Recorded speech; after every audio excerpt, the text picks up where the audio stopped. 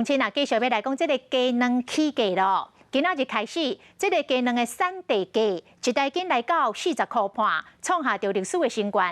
不管是产地价，也则是挂价，每台斤拢起2块。啊，讲为着要起这个2块，卵农已经等真久咯。讲这个鸡仔的饲料一直咧起，卵若阁无起，卵农就爱倒过咯。 民众会知影来到市场拣鸡卵，看到价小个变贵，大家买卵拢买到嗨惨。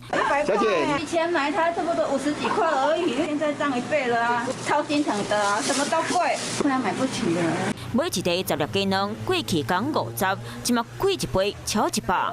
今仔日开始，鸡卵的产地价小含挂货价小，全部搁起2块。产地价小每台斤来到40块半，挂货价小是每台斤50，拢创下历史新高。年前就已经卖到40几块了，后来它又有涨48块，然后它今天又说有涨价，对，卖到50块。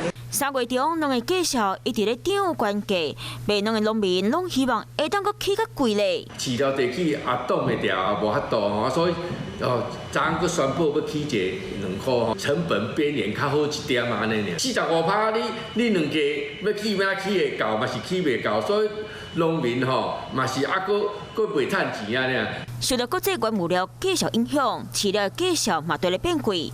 每公斤的饲料为过去的1公斤10块起到16块，饲价成本大增加1倍，农民拢真无奈。加上南部禽流感严重，互鸡卵的产量变真少。饲料地起是两家拢唔起，是毋是袂趁钱？吼，这拢唔是长期的办法，所以一定要回归市场机制啊！农民发声讲，卵的价小爱恢复市场的机制，所以民众爱有心理准备，因为卵的价小有可能会继续涨关价。想要获取更多新闻资讯，想要看到主播最新的动态，赶快订阅华视 YouTube 频道。